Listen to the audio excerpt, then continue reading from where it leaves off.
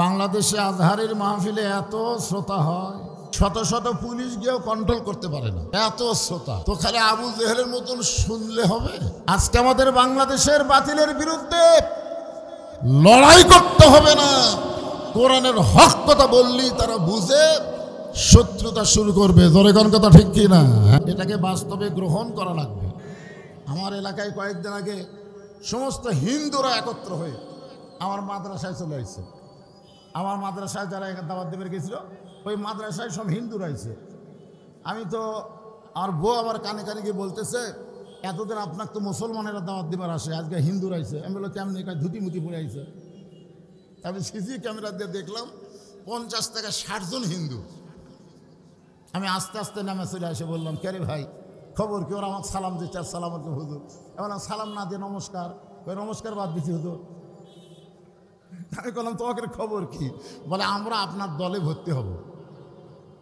আমি 5 মিনিট বসে থেকে চিন্তা করছি, কে রে হিন্দুরা আমার দলে ভর্তি হবে তার মানে? আমি বললাম, কে রে ভাই, আমি তো কোরআনের দল করি। তাই হুজুর, আমরা হিন্দু হলেও জানতে পারি কোরআনের দল যারা করে তাদের মধ্যে কোনো বৈষম্য নাই, তারাই একমাত্র ভালো মানুষ। ধরে কোন সুবহানাল্লাহ। আর আমিরে জামাতের কয়েকটা বক্তব্য হিন্দুরা শুনে বুঝলেন ওরা পাগল হয়ে গেছে। এখন হিন্দুরা পর্যন্ত চাচ্ছে বাংলাদেশে আল্লাহর কোরআন চলুক, আর কতগুলো বলে ইসলামের সাথে নাকি কোরআন, রাজনীতির সাথে নাকি কোরআনের সম্পর্ক না। এই শালা তালা আবার কি? আপনারা এখন একটা সূরা আছে কোরআনে 29 পারার প্রথমে, পড়েন না? আপনারা পড়েন নাই?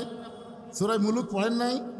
তাবারাকাল্লাযী বিয়াদিহিল মুলক ওয়া হুয়া আলা কুল্লি শাইইন কাদির।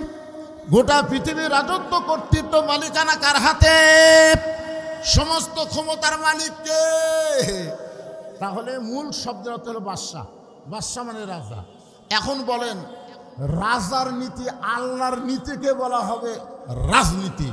আল্লাহর নীতি হলো, কথা কয় না কেন, আল্লাহর নীতি হলো, কারণ রাজাকে, বাদশাকে, মালিককে, তাহলে আল্লাহর নীতি রাজনীতি। আর মানুষের নীতি হলো ফকরা নীতি। কারণ মানুষ কি? আল্লাহু গানিয়ুন ওয়া আনতুমুল ফুকারা। আল্লাহ বলতেছেন আমি হলাম ধনী, মানুষ হলো সব ফকির। তাহলে বলতে হবে যে ইসলামের সাথে কোনো ফকরা নীতির সম্পর্ক নাই। ওর এখন কথা ঠিক, কথা বলেন। আমি যেই বলি ইসলামের সাথে কি নীতির সম্পর্ক নাই, আপনারা বলবেন ফকরা নীতি। জোরে কান কি নীতি? ইসলামের সাথে কি নীতির সম্পর্ক নাই। আর যাই বলবি ইসলামের সাথে রাজনীতির সম্পর্ক নাই, ওই বোঝেই না। আর গ্রহণ করতে গেলে কি করতে হবে এই বিষয়ে একটা আয়াত ছোট্ট আপনাদের সামনে সময়ের দিকে খেয়াল করে আলোচনা করব। আয়াতটা হলো, ইয়া আইয়ুহাল্লাযীনা আমানুত্তাকুল্লাহা ওয়া কুনু মা'আস সাদিকিন। আল্লাহু আকবার। ঈমানদারকে লক্ষ্য করে আল্লাহ বলতেছেন, আমার সামনে আপনারা যারা বসে আছেন আমরা সবাই কি? ঈমানদার। জোরে বলেন, আমরা সবাই কি? মুমিন। আমরা সবাই ঈমানদার। আল্লাহ কিন্তু কোরআনের এক জায়গায় বলেছেন, অমিনান নাসি মাইয়াকুলু আমান্না বিল্লাহি ওয়া বিল ইয়াউমিল আখিরি ওয়া মা হুম বিমুমিনিন। মানুষের মধ্যে এমন কতগুলো মানুষ আছে যারা আল্লাহ বিশ্বাস করে, আখিরাতকে বিশ্বাস করে, এরপরেও আল্লাহ বলেছেন তারা মুমিন নয়। আপনার বলেন তো এ কথা বলার পিছনে কারণ কি? এই যে আমার ভাই বাগমারা উপজেলার আমির সাহেব যে বললেন যে আব্দুল্লাহ ইবনে ওবাই, আসলে ওনার নাম কি আব্দুল্লাহ ইবনে ওবাই হবে? হ্যাঁ, আব্দুল্লাহ তো একজন মস্ত বড় সাহাবী, ওবাইয়ের ছেলে আব্দুল্লাহ কিন্তু সাহাবী। আমি যতটুকু জানি ওনার নাম হবে ওবাই ইবনে সলুল।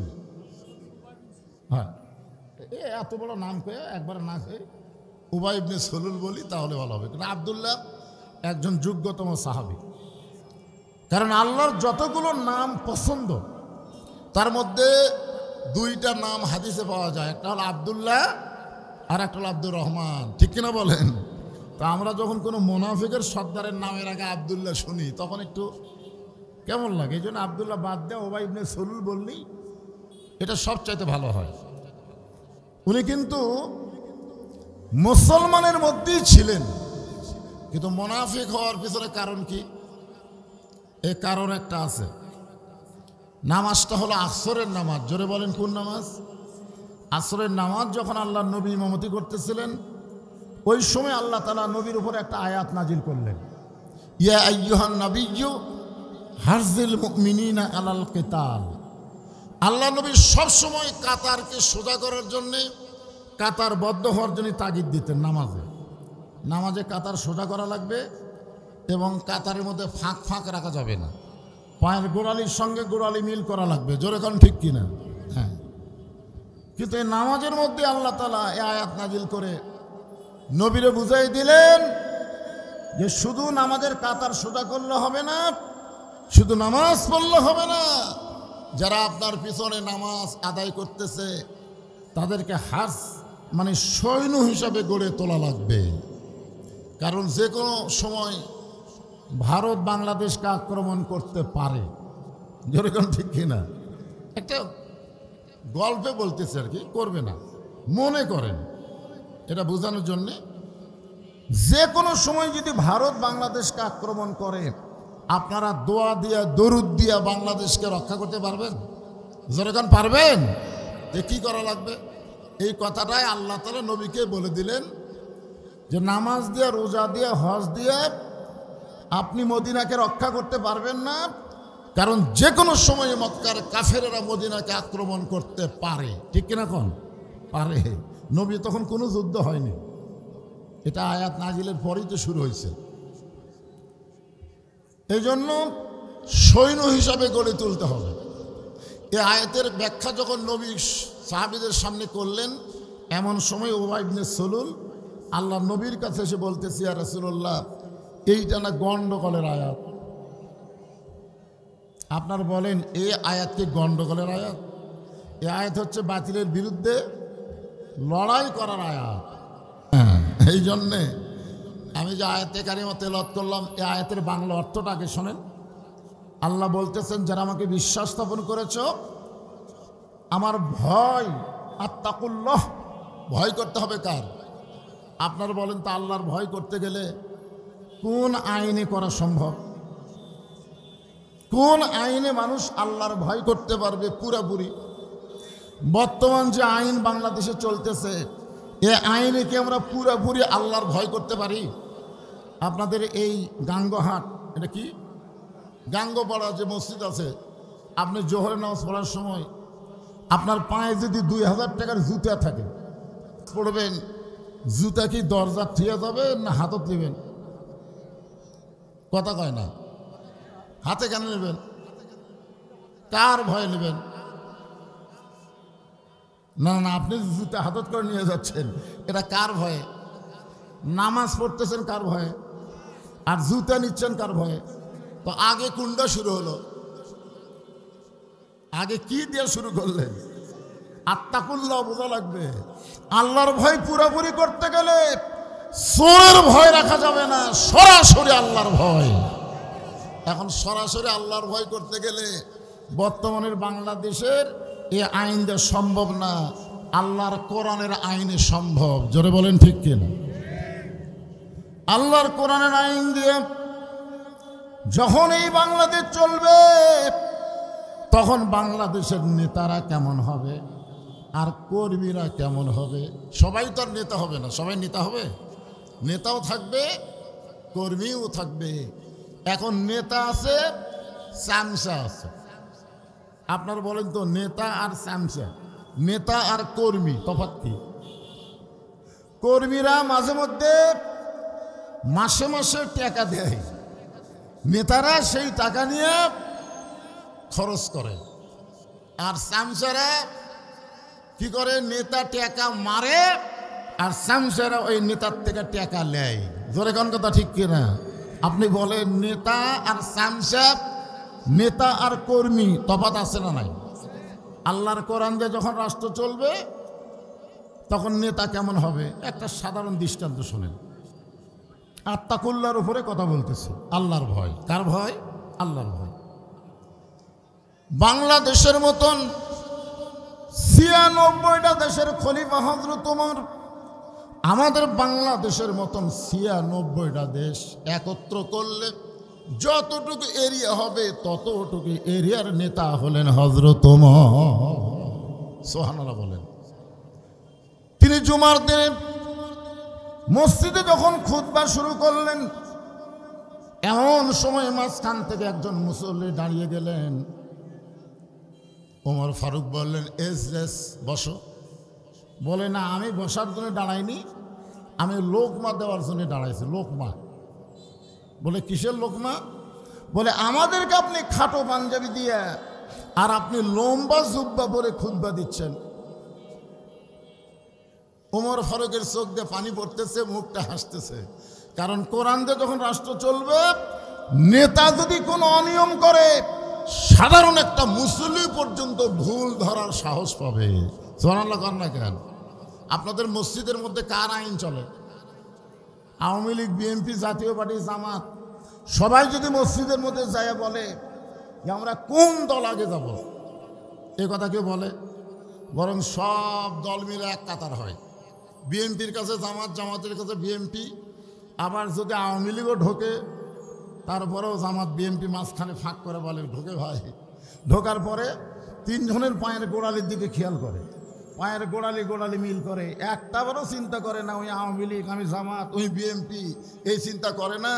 কারণ চিন্তা করে আল্লাহর ঘরের মধ্যে কোনো মানুষের আইন চলবে না, আল্লাহর আইন চলবে। কাতার সোজা করে জামাত করা লাগবে। ধরে কোন কথা ঠিক কি না? কাতার সোজা করে কি করা লাগবে? আগে জামাত, তারপরে নামাজ। হ্যাঁ, খুব খেয়াল করবেন। ইমাম সাহেব আসরের 4 রাকাত নামাজের 2 রাকাতে বসেছে, আলহামদুলিল্লাহ, ঠিক আছে। কিন্তু 3 রাকাতে আবার বসে গেছে। তো সামনে কাতার মুসল্লিগুলো বেখেয়াল। ইমাম সাহেব যে 3 রাকাতে বসেছে ওইটা খেয়াল করেনি। কিন্তু 3 নম্বর কাতারে একটা অটো ভ্যান চালায়, ওই এসে 3 নম্বর কাতারে সামিল হয়ে চিন্তা করে আসরের নামাজের বৈঠক হলো 2টা, 2 রাকাতের পর 4 রাকাতের পর। কিন্তু ইমাম যে 3 রাকাতে বসলো, ইমাম হলো টাইটেল পাস, দাওরা পাস, আর আমি হলাম ভ্যানালা। এই মনে করে জানার পরে যদি ভ্যানালা লোকমা না দেয়, আপনার কিন্তু নামাজ হবে? কথা বলেন, নামাজ হবে? তাহলে ভ্যানালার উচিত কি? আল্লাহু আকবার, আল্লাহু আকবার বলে লোকমা দিছে। ইমাম সাহেব চিন্তা করতেছে যে আমি টাইটেল পাস, দাওরা পাস, তুই যতই লোকমা দে 41 সালের আগে উঠতেছি না। এই মনে করে যদি ইমাম স্বৈরাচারী হয়ে বসাই থাকে, আপনারা বলেন তো সমস্ত মুসল্লি নেতার পক্ষে হবে না ভ্যানালার পক্ষে হবে? কেন? কারণ মসজিদ তোর বাপের জায়গা না যে তোর আইন মতো চলবে। মসজিদ আল্লাহর ঘর, এখানে কোনো মানুষের আইন চলবে না, আইন চলবে আল্লাহর। জোরে বলেন কথা ঠিক কি না? তো মসজিদ যদি আল্লাহর হয়, বাংলাদেশ কার? আর কথা কয় না, সব লোকদের দেখায়, হুজুর দেখতেছেন না, এদিকে সব আমার, ওই দিকে সব আমার ভাইয়ের, ওই দিকে সব বাচ্চা স্যার। তো সবই যদি তোমাকে হয় আল্লাহর, তাই আমরা খুবই চেষ্টা করতেছি হুজুর মসজিদ নববীর আদলে আল্লাহর একটা ঘর বানানোর জন্যে। তো এই যে জায়গা দেখতেছেন না, এই 5 শতক উমুকে দান করছে। এখানে কোনো আল্লাহর জায়গা আসলো না হুজুর, উমুকে 5 শতক দান করছে, আর আমরা টাকা পয়সাতে আল্লাহ ঘর বানিয়ে দিচ্ছি। তখন ফেরেশতাকে, আল্লাহ এই বাগমারার তুমি খুবই গরিব, কারণ তোমার কোনো জায়গা নেই, ওই লোকটা তোমার 5 শতক দিছে আর ওরা টাকা দিয়ে ঘর বানিয়ে দিচ্ছে। আল্লাহ কয়, আসলেই তাই রে, যেখানে মানুষের আইন থাকবে সেখানে আল্লাহর আইন না থাকলে আল্লাহ হবে গরিব, মানুষ হবে ধনী, মানুষই দেয়, আল্লাহ নেয়। আর যখন আল্লাহর আইন চালু হবে তখন সমস্ত ইমানদার বিশ্বাস করবে মানুষ দিবার পারে না, মানুষ আল্লাহর মুখাপেক্ষী হয়ে থাকে। জোরে কার কথা ঠিক কি না? উল্টা নিয়ম, উল্টা নিয়ম। ওমর ফারুক বললেন, ভাইজান, আমার খুতবা বন্ধ করার পিছনে না শোনার পিছনে তোমার যে কারণ, সেই কারণটা হলো তোমাকে খাটো পাঞ্জাবি দেওয়া হয়েছে, আর আমি লম্বা জুব্বা পরেছি। এই যে তুমি লোকমা দিলা, এই লোকমা দেওয়ার কারণে আমার চোখের মধ্যে পানি, মুখের মধ্যে হাসি। চোখের মধ্যে পানি হওয়ার কারণ হলো আল্লাহর আইন যখন দুনিয়াতে চালু থাকবে, ওমর যদি ভুল করে একটা সাধারণ মানুষ তার ভুল ধরার সাহস পাবে। আর মুখের মধ্যে হাসি থাকার কারণ হলো যতদিন এই লোকমা থাকবে ততদিন খারাপ কোনো মানুষ নেতা হওয়ার সাহস করবে না। ধরে কোন ঠিক কিনা কথা বলেন না কেন? পারবে? অতীতে আমরা দেখেছি বেগম মমতাজের মতন গায়িকাও সংসদে গেছে, যায়নি ভাই? আপনার সংসদ কি? সংসদকে আড্ডা মারার জায়গা নাকি? আপনারা বলেন সংসদ কি গান গাওয়ার জায়গা? এ কথা কর না কেন? হ্যাঁ, সংসদের মধ্যে আড্ডা মারা হয়েছে। আল্লাহর কোনো প্রশংসা সংসদে না করে হাসিনার প্রশংসা করা হয়েছে। আজকে হাসিনা কোথায়? তোমরা কোথায়? আমাদের বগুড়া জেলায় একটা ওয়ার্ড মেম্বার থেকে শুরু করে এমপি টেমপি যত নেতা ছিল, একটা আওয়ামী লীগ নেতাকে অনুবীক্ষণ যন্ত্র দিয়ে খুঁজে পাওয়া যাচ্ছে না, একজনও নাই। পলালা কেন? পলালা কেন? আর যদি পলায়ে গেছো গেছো, কারণ কোনোদিন ভালো মানুষ পলায় না, চোর পলায়। জোরে কোন কথা ঠিক কিনা? তোমরা সবাই চোর, পলে গেছে। যিনি প্রধান চোর হাসিনা, ওনার ব্যাপারে আমি বলি যেখানকার মাল সেখানেই গেছে। জোরে কোন কথা ঠিক কিনা? আপনার বলেন তো হাসিনা কি বাংলাদেশের মাল? হাসিনা হলো ভারতের মাল। যার কারণে আমরা আল্লাহর কাছে দোয়া করি যেখানকার জিনিস সেখানেই গেছে। মুদিরও বউ নাই, হাসিনারও স্বামী নাই। এই বুড়া বয়সে এরা কিছু করবার পারবি না, লাড়া ছাড়া খাক। জোরে কোন কথা ঠিক কিনা? কথা বলেন। আল্লাহর বান্দার একটু মনোযোগ দেবেন। আল্লাহ বলতেছেন আত্তাকুল্লাহ ওয়া কুনু মা'আস সাদিকিন। আল্লাহর ভয় করো, সত্যবাদীদের দল করো। ওয়া কুনু মা'আস সাদিকিন মানে সত্যবাদীদের সাথে হও, সত্যবাদীর দল করো, সত্যবাদীর মার্কাত সিল মারো। এই মা শব্দ দিয়ে বহু অর্থ করা যাবে, তো সময় কম দেখে আমি বেশি অর্থ করব না, একটু ইশারা দিলাম, আপনারা শুধু মনোযোগ দিয়ে শুনবেন। এমন সময় আব্দুল্লাহ ইবনে ওমর বাবার পাশে দাঁড়িয়ে গেলেন, সাহাবীদেরকে লক্ষ্য করে বললেন, আমার বাবার জুব্বা লম্বা বলে তোমরা খুতবা বন্ধ করে দিলা। তোমরা লক্ষ্য করে দেখো, তোমরা খাটো কাপড় পেয়েছ, তারপরেও তোমরা নতুন কাপড় পরে আজকে জুমার নামাজ পড়তে আইছ, কিন্তু আমার পরে নতুন কোনো কাপড় নাই। ওসমান গনি বলে, আব্দুল্লাহ আজকে জুমার দিনে সবাই নতুন পোশাক পরেছে, তুমি নতুন কাপড় কেন পরো নাই? আব্দুল্লাহ বলতেছে, আমি যদি আজকে নতুন কাপড় পরতাম তাহলে আমার বাবার জুব্বা লম্বা হতো না। সোনাল করলেন না? বুঝবার পারেন নাই? যদি আজকে আমি নতুন পোশাক পরতাম তাহলে আমার বাবার জুব্বা লম্বা হতো না। আত্তাকুল্লাহ কারে কয় দেখেন, যেদিন থেকে আমার বাবা মদিনার খলিফার দায়িত্ব পেয়েছে সেদিন থেকে আমার বাবা আর রাতের বেলা আরামের ঘুমায় না। খালি ভোট নেওয়ার আগে গরিবের বন্ধু, সমাজসেবক, জনদরদি, এইটা দুনিয়ার দলেরা বলতে পারে, কিন্তু আল্লাহর দলেরা এরকম সস্তা কথা কোনোদিন বলে না। জোরে কোন কথা ঠিক কি না?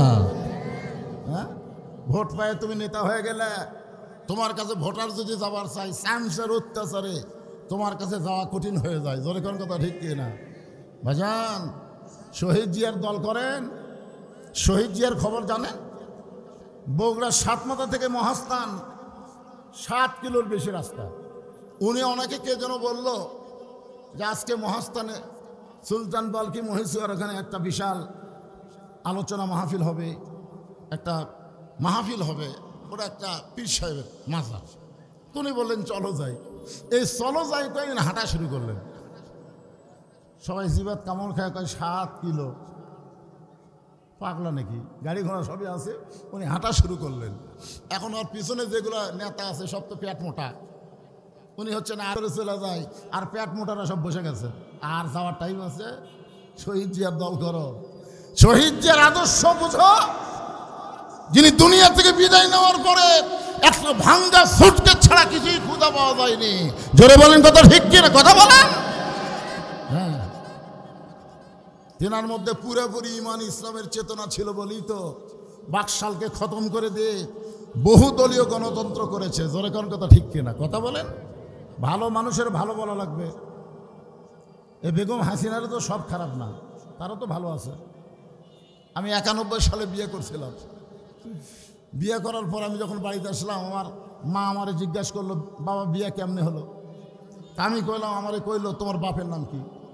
তোমার বাপের নাম করার পর আমি লিখে দিলাম, আমার বিয়ে হয়ে গেল। মা ঘরের মধ্যে কান্না শুরু করলো। আমি বললাম, মা কান্দেন কেন? বলে, তোর বাপ তোর জন্য কি করছে? সব তো আমি করছি রে, আর বিয়ের মধ্যে তোর বাপের নামে বিয়ে হয়, আমার নাম? আমি বললাম, আপনার নাম তো কয়নি। কিন্তু আমার মেয়ের যখন 14 সালে বিয়ে হলো, তখন কাজী সাহেব বলতেছে যে জামাইকে বলতেছে, আপনার বাপের নাম কি, মায়ের নাম কি? তাহলে চিন্তা করলাম, এক সময় শুধু বাপ দিয়া কাম হতো, মাও লাগতো না। কিন্তু হাসিনা আসার পরে বাপেরও দাম দিছে, মায়েরও দাম দিছে। তোর কোন কথা ঠিক কিনা? সব কি খারাপ করছে? সব খারাপ করেনি, কিন্তু মারাত্মক খারাপ করার কারণে আজকে এই পরিণতি। সে মারাত্মক খারাপ হলো, 5 তলার উপরে উঠে 1.5 লাখ টাকার খাট, 12,000 টাকার কম্বল, রাত 9টার সময় উড়ে তামানে দিয়ে বলতেছে, আমার বাড়ি, আমার ঘর, আমাক নামাইকে। এইটাই হলো মারাত্মক দোষ। এ দেশ আমার বাপের, এই দেশ আমার, আমাক নামাইকে। দিনের কাম রাতে করে, সকালবেলা হিসাব করে যে তুই কয়টা মারলি?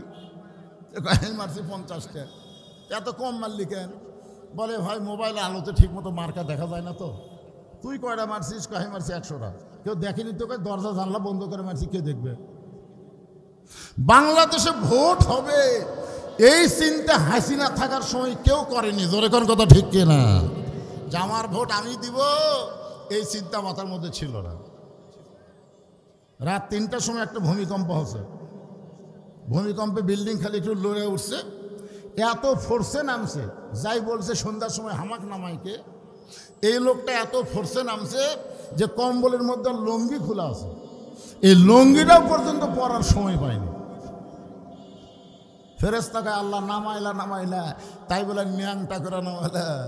হাসিনা, যদি ক্ষমতার মালিক আল্লাহকে বিশ্বাস করতাম, তুমি যদি ক্ষমতার অহংকার না করতাম, তাহলে এইভাবে বাংলাদেশ ছেড়ে পলান লাগতো না। জোরে কোন কথা ঠিক না, কথা বলেন। আল্লাহ কোরআন কারীমের মধ্যে বলেন, তো ইজ্জু মান তাশা ওয়া তুযিল্লু মান তাশা বিয়াদিকাল খায়র ইন্নাকা আলা কুল্লি শাইইন কাদির। আজও যদি কেউ মনে করে একদল গেছে আর একদল আছে, ক্ষমতা আমরাই ক্ষমতা নিব, এইরকম কখনোই মনে করবেন না। মানুষ কোনোদিন ক্ষমতার মালিক হতে পারে না। ক্ষমতার মালিক হলেন আমার স্বয়ং আল্লাহ। জোরে কোন কথা ঠিক কি না, কথা বলেন। সবাই ঘুম পাড়ো। আমার বাবা চোরের মতন চুপি চুপি মদিনার অলি গলি ঘুরে বেড়ায়। কোন মানুষ কেমন আছে, কে সুখে আছে, কে দুঃখে আছে, কে ঘুমে আছে, কে চেতন আছে। আব্দুল্লাহ বলে, একদিন গভীর রাতে চেতন পায়ে দেখে আমার মা দরজায় দাঁড়ায় আছে। আমি মাকে বললাম, মা এই গভীর রাত্রে দরজায় দাঁড়িয়ে কি করেন? মা বলতেছে, আব্দুল্লাহ তুই তো জানিস না, তোমার বাবা যেদিন থেকে খলিফা খেলাফতের দায়িত্ব পাইছে, সেদিন থেকে তোমার বাবা আর ঘুমায় না। চোরের মতো চুপি চুপি, র্যাব ছাড়া, পুলিশ ছাড়া, চামচা ছাড়া, সোনাল্লাহ না কেন, র্যাব ছাড়া, পুলিশ ছাড়া, চামচা ছাড়া একা একা কি খেলে, একা একা খেলে। কি খেলে বোঝেন না? আর ওরা চামচা লিয়া, পুলিশ লিয়া, র্যাব লিয়া মঞ্চের জায়গায় খেলা হবে, খেলা হবে। খেলা হবে তো খেল, পলালি কেন? গভীর রাত্রে মরুভূমির মধ্যে দেখতে পাই, মরুভূমির মধ্যে দেখতেছে তাঁবুর মধ্যে 2টা বাচ্চা মা বলে কাঁদতেছে। মা বলতেছে, বাবা একটু ধৈর্য ধরো, গোস্ত সিদ্ধ হলেই তোমাদেরকে খাবার দেব।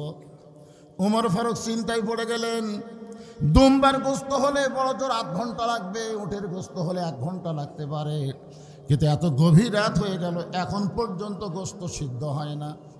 বাংলাদেশের মতন 96টা দেশের খলিফা চুপি চুপি পর্দার কাছে গিয়ে বললেন, মা তুমি কেমন মা, তোমার সন্তানগুলো ক্ষুধার জ্বালায় কান্দে, আর এত গভীর রাত হয়ে গেল, এখন পর্যন্ত তোমার গোস্ত সিদ্ধ হয় না। মেয়েটা বলে, পথিক, আমার বাড়ি হলো ইয়ামিন দেশে, আমার বাড়ি হলো ইয়ামিন দেশে। আমি শুনতে পাইলাম মদিনার খলিফা ওমর অত্যন্ত ভালো মানুষ, আমার 2টা এতিম বাচ্চাকে নিয়ে ভালো মানুষ ওমরের কাছে আমি রওনা দিলাম, কিন্তু বিকেলবেলায় এত মানুষের ভিড়, আমি 2টা এতিম বাচ্চাকে নিয়ে ওমরের কাছে যাবার পারলাম না। আমি মনে মনে সিদ্ধান্ত নিলাম, আগামীকাল সকালবেলা আমার 2টা বাচ্চাকে নিয়ে ওমরের দরবারে যাব। 2টা বাচ্চাকে রাত্রিবেলা তাঁবুর মধ্যে বুকের মধ্যে নিয়ে মা ঘুমাতেছিলাম, কিন্তু হঠাৎ 2টা বাচ্চা ক্ষুধার জ্বালায় যখন বারবার কান্না শুরু করে দিল, আমি তখন এদেরকে সান্ত্বনা দেওয়ার জন্য পাতিলে পানি আর পাথর দিয়া নিচে আগুন জ্বালায় বলতেছি, বাবা সিদ্ধ হলেই তোমাদের খাবার দিব। এই সিদ্ধ হওয়ার কথা শুনতে শুনতে একসময় আমার 2টা বাচ্চা ঘুমায়া যাবে, আমি সকালবেলায় বাচ্চা 2টাকে নিয়ে ওমরের দরবারে যাব, কিন্তু আমার বাচ্চা 2টার এত ক্ষুধা বেশি লাগছে, ওদের চোখে ঘুম আসতেছে না, কিন্তু আমার পাতিলের পাথর তো কখনো আর সিদ্ধ হবে না। ওমর ফারুক আত্তাকুল্লাহ কারে কয় দেখেন, মা মা একটু ধৈর্য ধরো, মা একটু ধৈর্য ধরো, আসল জায়গায় যেন তুমি বিচার দিও না, একটু ধৈর্য ধরো। আসল জায়গা বোঝেন? আল্লামা সাইদ হুজুরকে জেলখানা থেকে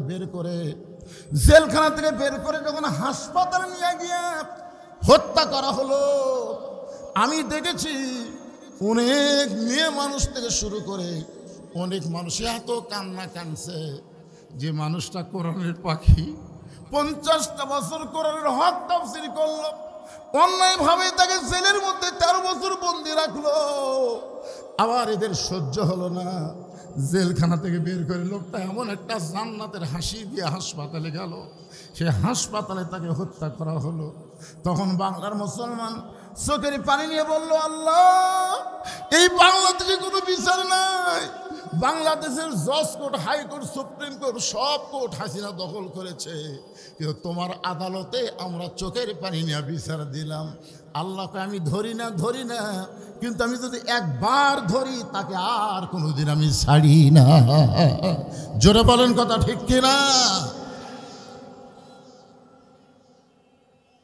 আচ্ছা ঠিক আছে, আপনারা তো টাইম বান্ধা দিচ্ছেন, বান্ধা দেননি, 5:30 পর্যন্ত বাস হবে,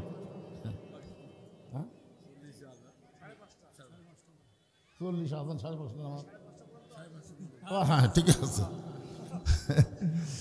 আসলে মাহফিলের সময় কম, বোঝেন না, আমাকে যারা দাওয়াত দেয় না, বাকিরা বহু মাহফিল করছি, রাতে করছি, দিন অবশ্য খুব কম করছি, তো দিনেও করলে পাশে কালুপাড়া করছে ওরা। হ্যাঁ বুঝছি, আপনার কথা বুঝেছি, যে হাজার হাজার লোক হয়েছে, হুজুর একটু ভিতরে চাদর ছাড়ার ব্যবস্থা, আপনি ওয়াজ করতে থাকেন, আর এই ফাঁকে কিছু ছেলে পেলে চাদর নিয়ে ভিতরে যাবে, চাদর না ব্যাগ, হ্যাঁ হাতিল, ও বালতি, ওই একই তো, আমাকে চাদরের কথা বলছে, তো চাদর একটু সমস্যা হয়, কারণ 2 জন ধরা লাগে, 4 পাও নিয়ে মানুষের পায়ের উপমা পড়তে পারে, আর বালতি মানে 2 পাও সতর্ক হয়ে তুলতে পারবে। হ্যাঁ বালতি নিয়ে যাবে, মহিলাদের মধ্যেও মহিলারা আদায় করবে ইনশাল্লাহ। আমার ওয়াজ চলতেই থাকবে, কারণ এই সময় আদায়ের সময় আবার ওয়াজ হবে না, এই জন্য ওয়াজও চলুক আদায়ও চলুক। কি কোন আজকে একটা দৃষ্টান্ত দেন, ওয়াজও হবে আদায় হবে। মসজিদের জন্য আপনাদের কাছে যখন বালতি নিয়ে যাবে, কারা কারা 1 টাকাও দেবেন না?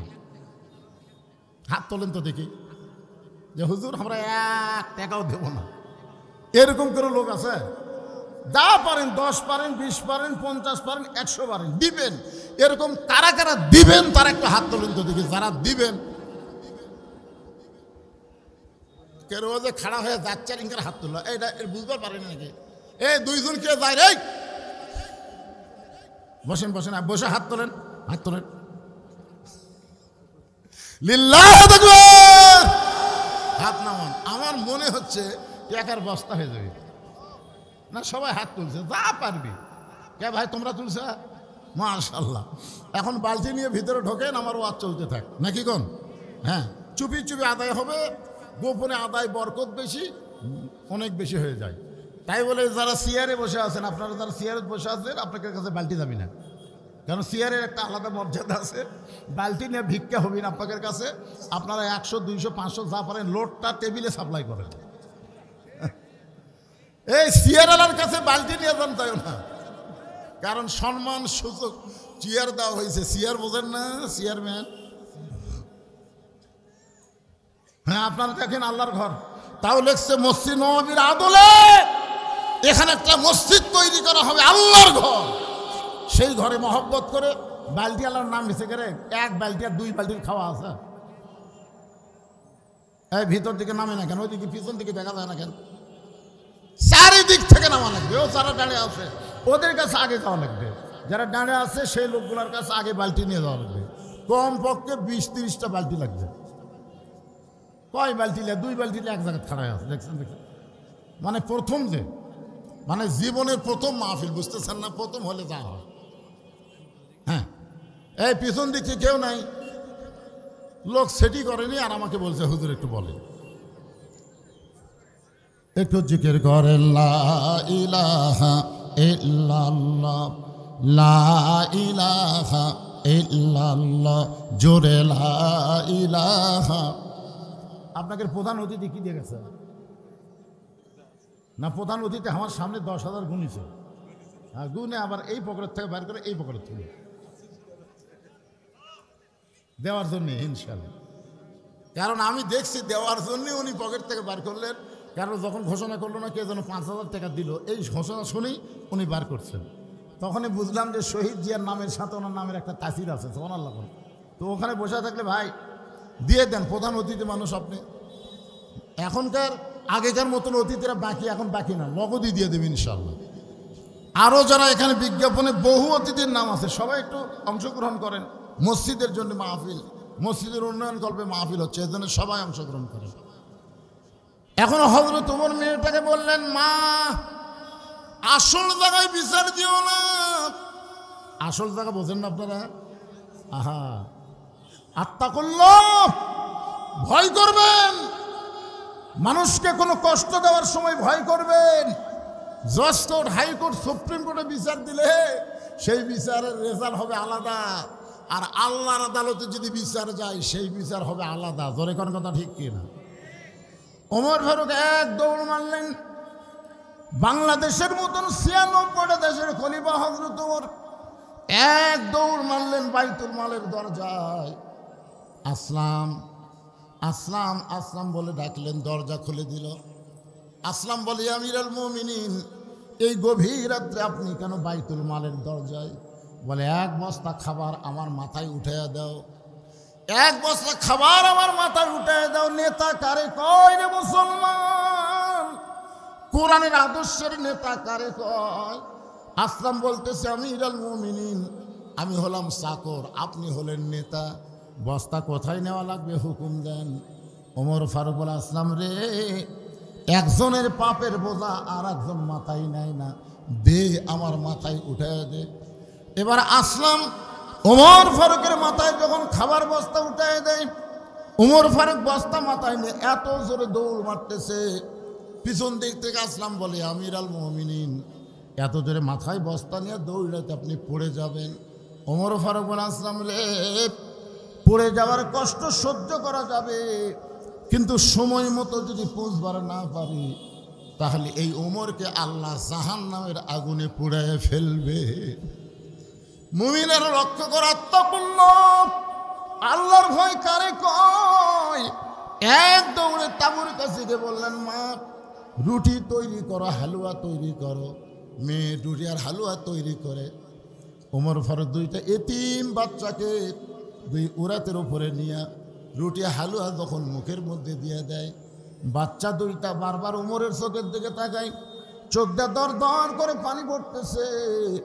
এতিম 2টা বাচ্চা চোখের পানি মুছে দিয়ে বলে, কে গো? আমরা এতিম, আপনি বাবার দরদ নিয়ে আমাদেরকে রুটি হালুয়া খাওয়াচ্ছেন, আবার এমন করে আপনি কেন কাঁদতেছেন? এমন করে আপনি কেন কাঁদতেছেন? উমর ফারুকের সামনে আল্লাহর কোরআন এসে বলতেছে, আল্লাহর কোরআন বলতেছেন, আর আইতাল্লাযী ইউকাযযিবু বিদ্দীন ফাযালিকাল্লাযী ইয়াদুল ইয়াতীম ওয়া লা ইয়াহুদ্দু আলা তাআমিল মিসকিন। এতিমের সম্পদ, মিসকিনের সম্পদ সব মেরে বিদেশে পাচার করছে। জোরে বলেন কথা ঠিক কি না? আমাদের বাংলাদেশ গরিব না? এই কোরআন দিয়ে যখন বাংলাদেশ চালু হবে তখন সুদের কবর হবে, জাকাতের অর্থনীতি চালু হবে। জোরে কোন কথা ঠিক কি না? আর জাকাত ভিত্তিক অর্থনীতি যখন চালু হবে তখন আমাদের বাংলাদেশ আর গরিব থাকবে? জোরে বলেন, গরিব থাকবে? এই জন্য সব জায়গা হলো শেষ। আগামীতে আমরা দেখবো আল্লাহর কোরআনের বাংলাদেশ। কোরআনের বাংলাদেশ হলে আওয়ামী লীগ যারা করেন মন খারাপ করেন না, বিএনপি ভাইরা মন খারাপ করেন না, জামাত ইসলামের আনন্দে পাগল হয়েন না। আল্লাহর কোরআনের বাংলাদেশ হলে সকল শ্রেণীর মানুষকে সমান অধিকার দেওয়া হবে। জোরে কোন কথা ঠিক কিনা?